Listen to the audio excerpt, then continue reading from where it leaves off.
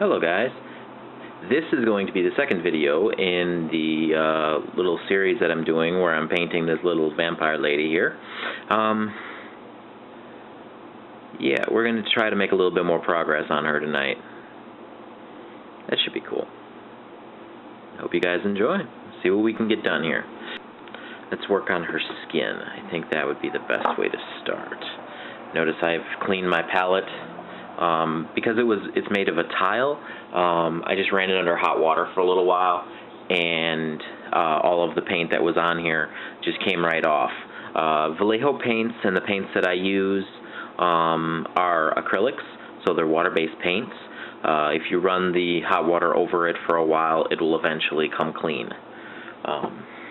Sometimes if it's dried for too long, you might have to scratch at it a little bit with a nail, but other than that, it should work great. Alright, so we've got our brushes here. So let's see how we doing on Mountain Dew. We're good on Dew. Alright, so let's get to work. Okay.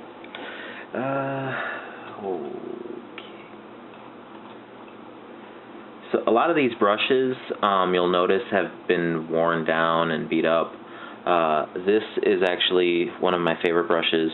It is a Citadel brush, which is from the Games Workshop company.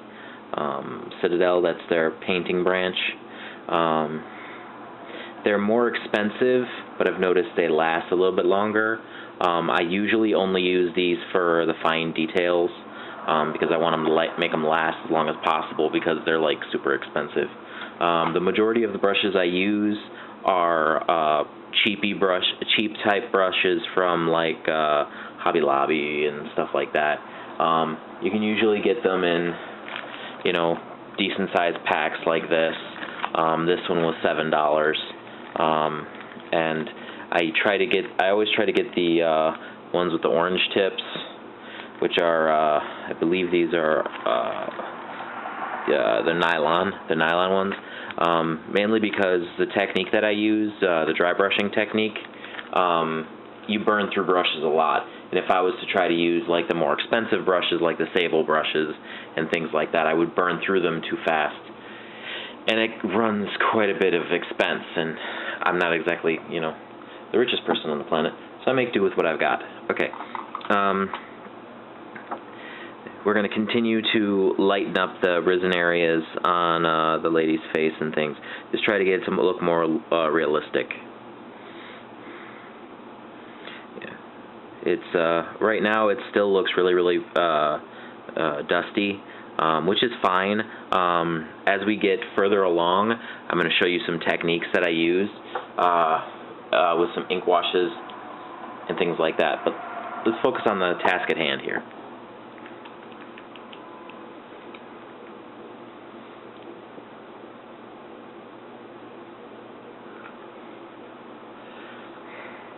When you're using Citadel or any sort of paint, you want to always try to put it on the palette, and you want to try to do as little as possible. I went a little bit overboard with the flesh tone, but it came out kind of quick, so that's fine. What we're trying to do right now is notice that when you add color to white, it whitens it down. It's easier to add whatever color you're using to the white than it is the other way around, because you'll end up adding white until Kingdom Come. It's just the way the colors mix. I'm sure there's some sort of scientific explanation for it, you know, with colors and things like that. Once again, notice I'm using the back of my hand as like a drying palette to kind of make it a little bit easier to do.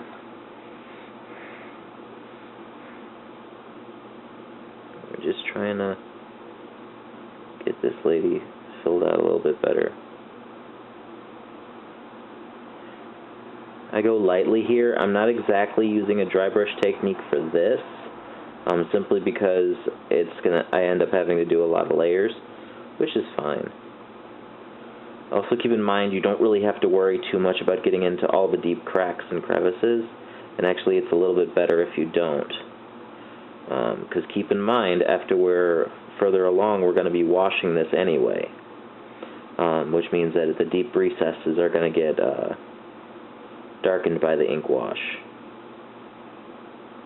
so it doesn't really matter too much to get all up in every little deep crack and crevice.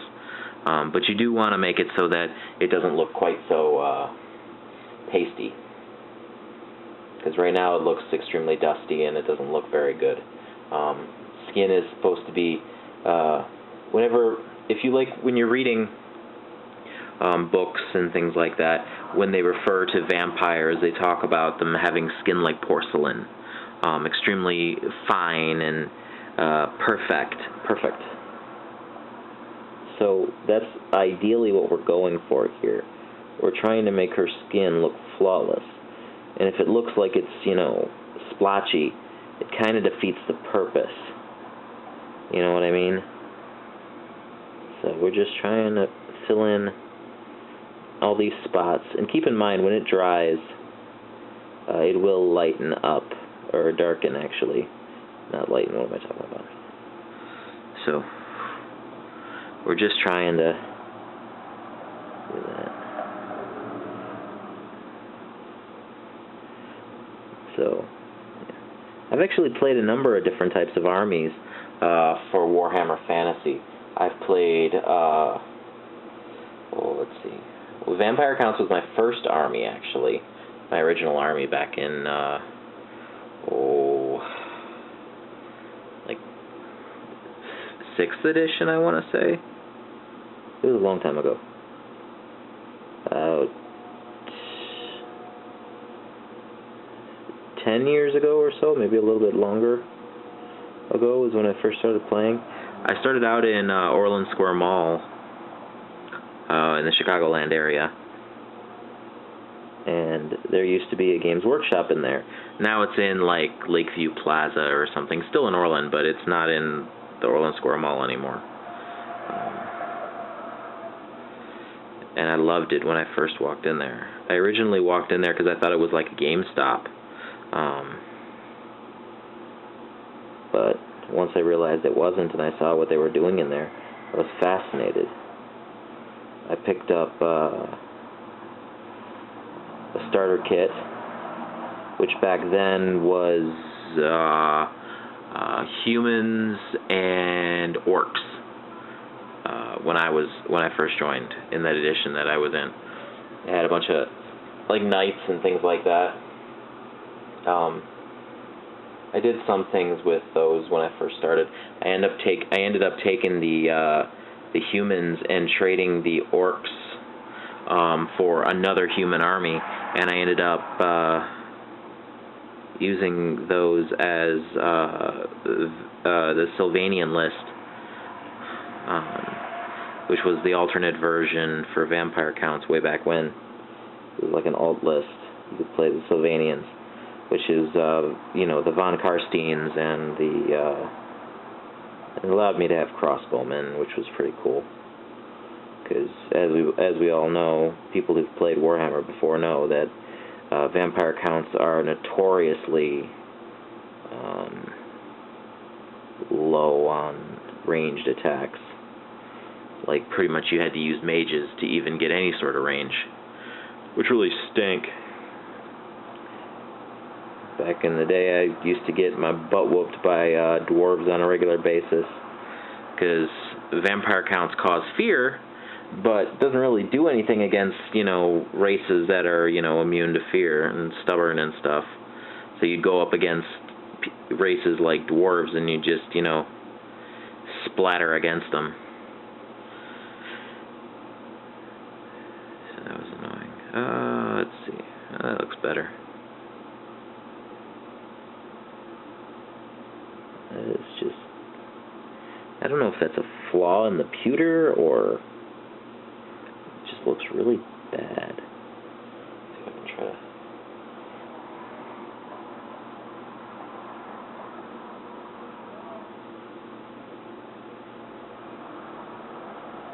I don't know if you can see that, but like, look at the side of her face.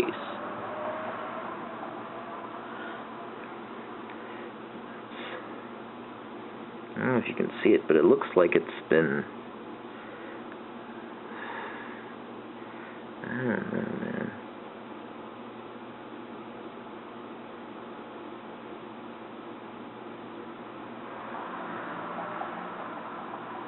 Basically, I'm just going over and over and over again the same spots as they dry.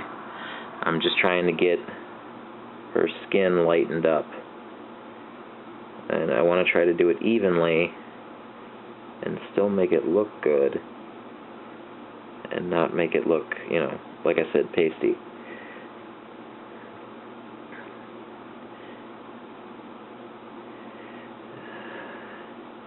She is beautiful. I've got a soft spot for vampires. So, I was talking about my first army, which is vampire counts. After I got tired of them because I kept losing with them for, I played vampire counts for a good 2-3 years, but when they changed the rules, they made them like really, really weak, and I couldn't do anything with them in the next edition. And I like literally couldn't beat anything because people were making gunline armies, and you can't fight a gunline army with vampire counts. So I kept getting splattered. And back then, the big thing was night goblins. So I switched over to night goblins for quite a while. I had a decent-sized night goblin army by the time I was finished. And I painted them with purple. I painted the entire army purple with yellow dags. Now I had sold my entire vampire counts army to build this army, this goblin army, and their starter kit was night goblins and dwarves. Yeah, and I traded the dwarves in the starter kit for another set of night goblins. So I had a bunch of night goblins. I bought a bunch of fanatics, and my entire army would just march across the field and like throw up, you know, chain guys all over the place. It's kind of fun, hectic and crazy, you know, and very random, which works for goblins. But it was funny because you never knew if you were gonna win or lose.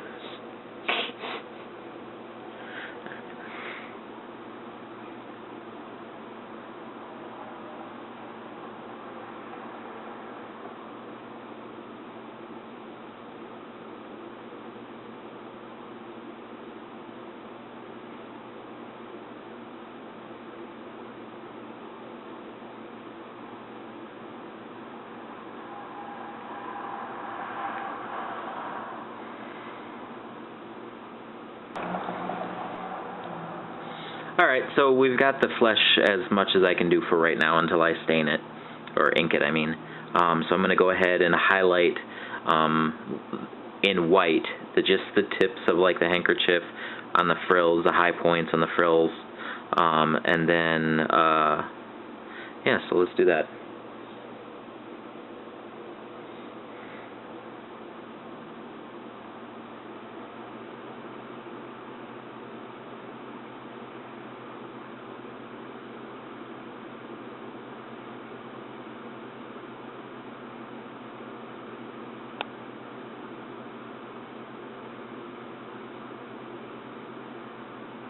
Key thing you got to remember here is just light touches. You don't need a lot of paint. And you're just trying to just barely touch it. You're just trying to get it on the edge.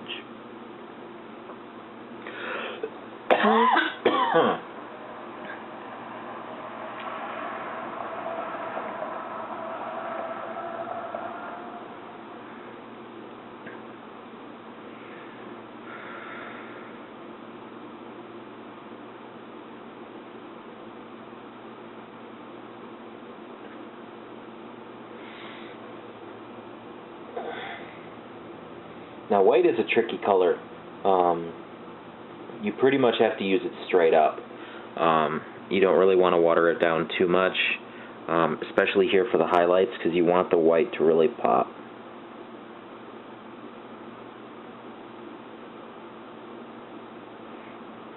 And remember, like I said, light touches.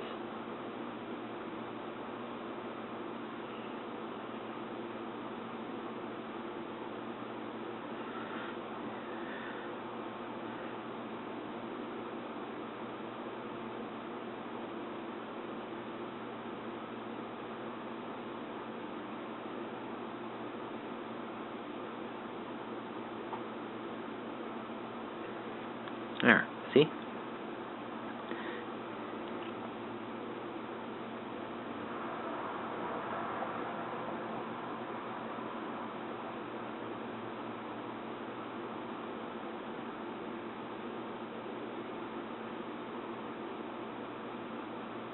Alright, so I've got all the highlighting done for the white.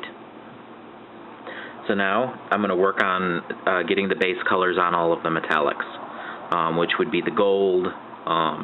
Actually, the only gold that'll be on this model really is on the headdress. As a general rule, when I'm painting vampires, I don't like using gold because it never seems to come out right. A lot of times the gold paints won't look as good as the silvery paints, which is kind of sucks. Alright, so I'm going to grab a hold of the silver paints and we'll get back to it. Alright guys, we are back. Alright, now I was able to dig through all of my 10 billion paints over here to find the ones that I want. And I like to use, when I'm painting metallics, mainly metallics, I like to paint using the model Airline from Vallejo.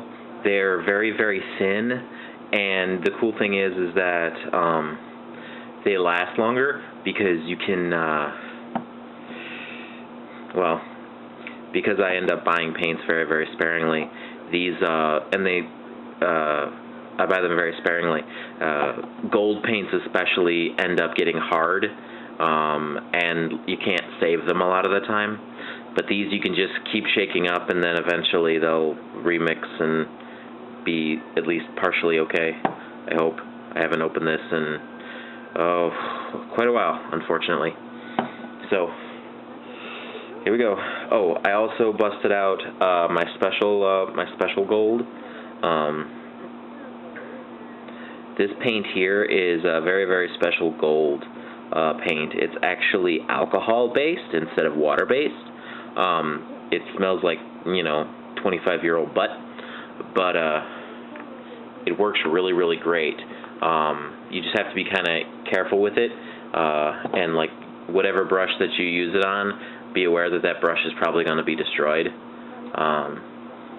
just because of the way that it works. It dries super, super quick, and water won't necessarily remove the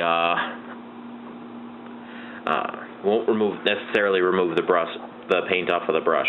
You pretty much have to use alcohol to get it off because it's alcohol soluble. Okay? And so that's that. Explained all that. So now I have the two silver colors that I have are chrome and aluminum. Okay? These are the brightest ones, so they show up a lot better, especially for things that are so small. A lot of people use the Vallejo Airline for painting cars and things. And for what we're doing, because we're talking about such a super small area, it's best to use the brightest paint you can for the silver, because otherwise it just looks gray. So I think the best bet would be chrome. With metallics, you really only have to go one coat, especially with the Vallejo Airline. Again, you can use whatever paint brands that you like particularly. I happen to be a little bit partial to the Vallejo Air for metallics, because they go on really, really smooth. So I've got one of my tiniest brushes here, and all we're doing, oh son of a biscuit, put that over there. All right. See, all we're trying to do is get just a little bit on her earring. See what I'm doing here? Can you see what I'm doing? Yeah, you can see it. Alright, now I'm going to put, this is the other thing that you kind of be aware of, because this stuff will dry relatively quickly. Just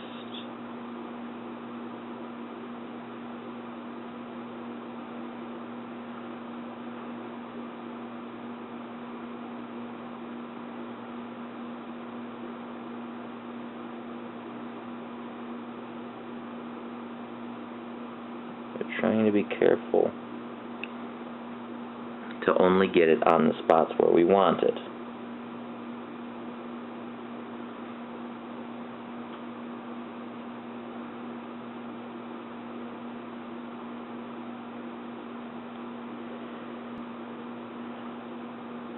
Just taking a look around the model, seeing where I want to put the silver.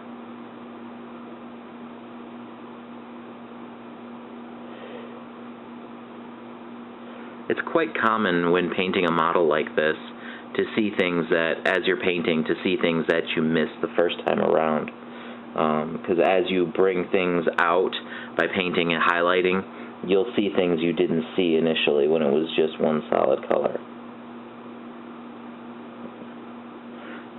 Okay, now you see how I accidentally went over a little bit onto her headpiece up by her ear? That's okay, because I'm going to come back over it with a little bit of black when that dries. Okay?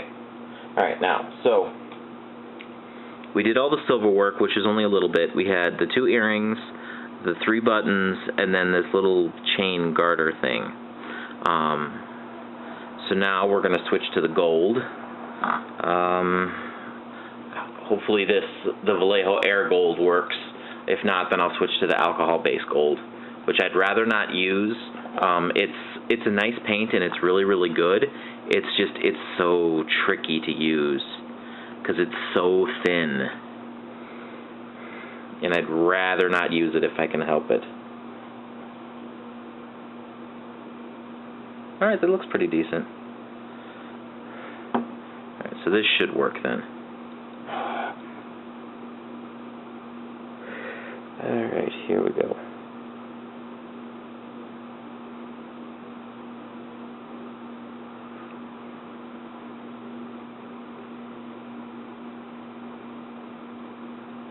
Now gold, we might have to go over a little more than once.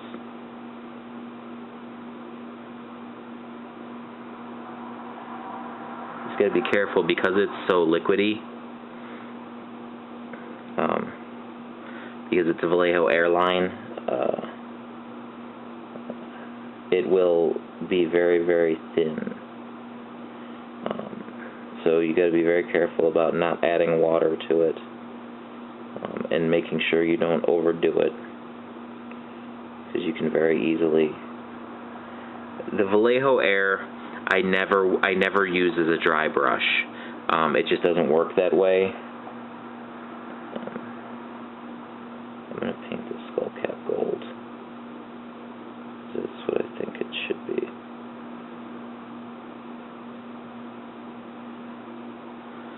There we go.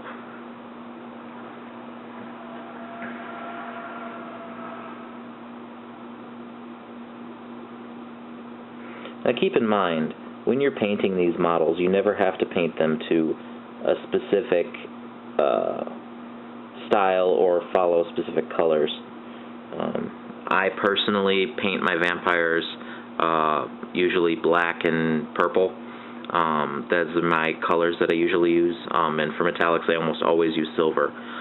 Because this lady is a Lamian vampire and has kind of an Egyptian theme, I am making an exception to that rule for her headdress and some other pieces, like on her scepter here, that I will allow be gold. But as a general rule, I don't like painting golds because they are tricky a lot of times. And like I said, it's hard to find a good gold that will look good.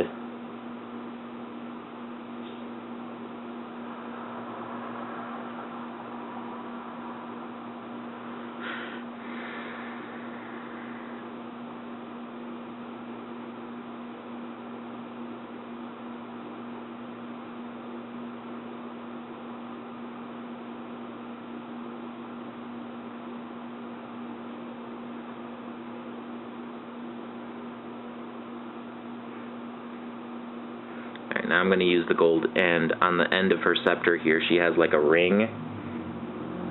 So I'm going to paint that gold for the end of her scepter. I am going to paint her the skull on the end of the scepter bone color.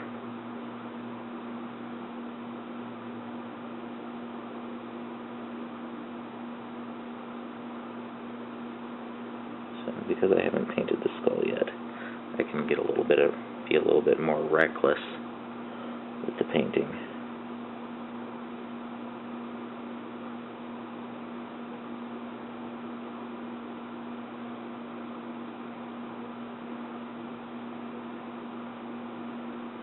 Is that a piece of... Oh, I hope not. This here is a dental pick. I use it for picking out individual details and for clearing out paint that gets stuck in crevices and blocks stuff out. So, if you look really closely here, don't know how well you can see it, but right here, looks like there is a piece. Okay, there we go, I got it off. Okay, basically what a piece of, I had an extra piece of flash on there. Now for people who've done painting and done model making with pewter, or even plastic modeling, they know flash is extra pieces of plastic, or in this particular case pewter, that is left over from the mold making process.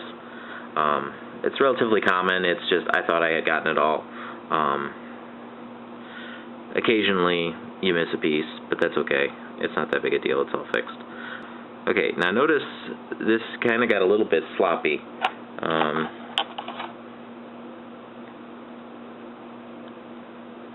So let's go ahead and finish these hedges.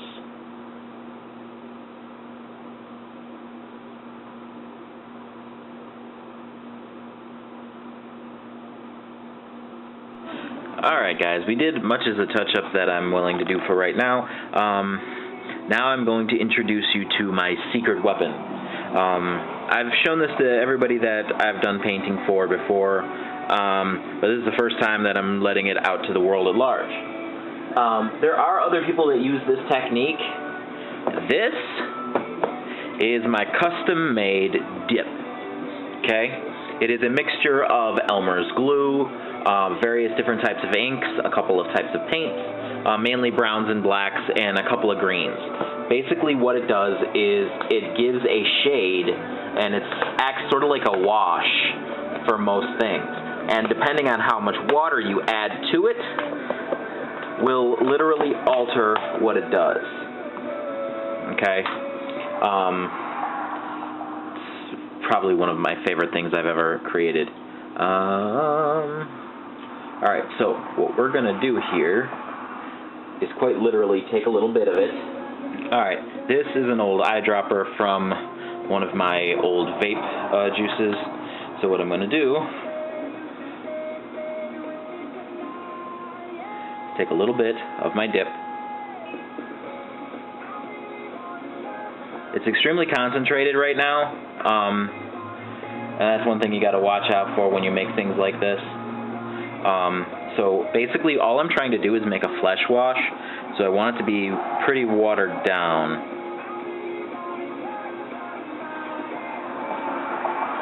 Alright, and that should be more than enough for what we're doing with this little lady. One of these times I may do a video if you guys want to see it on how I make my dip.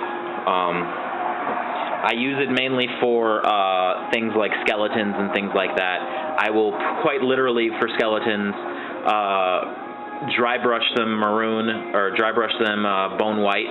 I'll spray paint them black, dry brush them the bone color, and then pretty much just dip them, and that'll be it. And they look great. Sounds kind of cheesy, but for skeletons, when you have to paint like, 100 of them, it works really good. Alright, so what we're going to do is we're just going to take a brush like this and try to mix it until it looks about right. Basically what we're trying to go for is not quite a chocolate color, but kind of, sort of. Okay.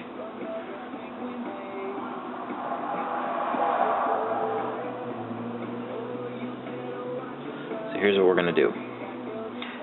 See in all of here, let's move this over like this.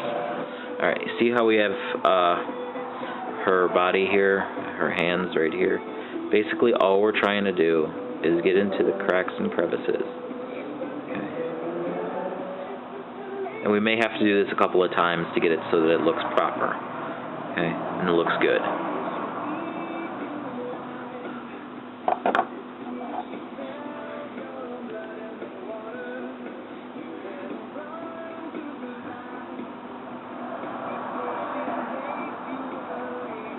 We're going to have to go back and do some touch-up anyway. So what I'm going to do is I'm going to do this first. Let this dry. We'll see where we need to go from there. Okay. Make sure you get into all of the cracks and crevices.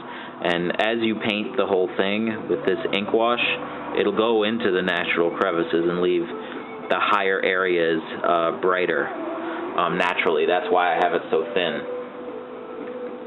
And if we have to do multiple passes, that's fine. It's not the end of the world.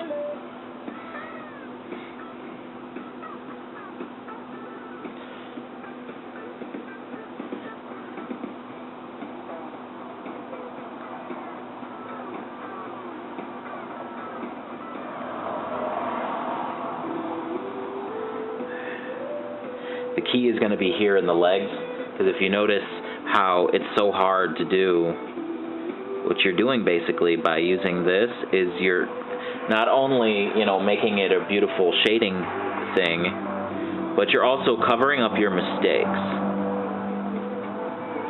Okay. So if we have, like I said, if we have to do multiple coats, then we do multiple coats. Okay. So that's the first pass. Okay. And I'm gonna have to do this a couple more times before it is ready to go on to the next step. So I'm going to do that off camera.